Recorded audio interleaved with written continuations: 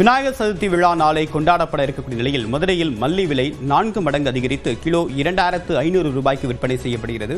கூடுதல் தகவலுடன் நம்முடைய செய்தியாளர் ஹரி விவரம் என்ன? கொண்டாடப்பட உள்ள நிலையில் மதுரை மாட்டுத்தாவணி மலர் சந்தையில் பூக்களின் விலை நாளை விநாயகர் சதுர்த்தி மற்றும் முகூர்த்த தினம் என்பதன் காரணமாக பூக்களின் விலை கடுமையாக உயர்ந்திருக்கிறது.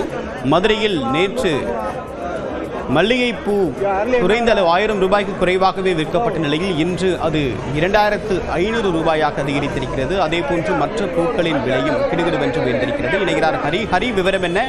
பூக்களின் விலை எந்த அளவுக்கு அதிகரிச்சு?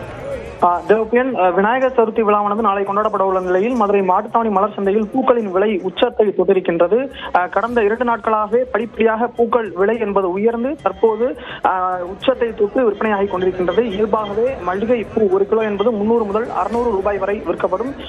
ஆனால் இன்றைய தினம் மதுரை மல்லி கிலோவிற்கு ரூபாய் 2500 வரை 4 மடங்கு உயர்ந்து தற்பொழுது விற்பனை செய்யப்பட்டு வருகின்றது.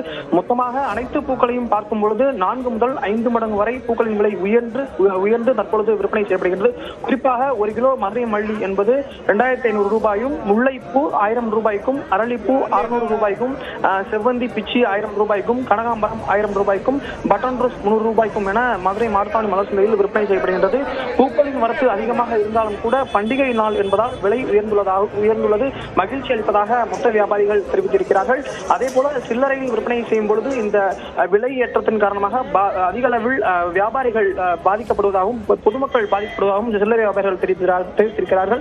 நுகர்வோர்கள் இந்த விலையேற்றத்தை ஏற்றுக்கொள்வதில்லை என சில்லறை வியாபாரிகள் தெரிவித்திருக்கிறார்கள். தொடர்ந்து பண்டிகை நாட்கள் வருவதால் இந்த பூக்களின் விலையேற்றம் என்பது நாளுக்கு நாள் நுகர்வோருக்கும் பொதுமக்களும் பாதிப்பு ஏற்படும் என்பது அனைவரின் கருத்தாக இருக்கின்றது. தேவப்பிரியா, விரிவான தகவலுக்கு நன்றி ஹரிகிருஷ்ணன்.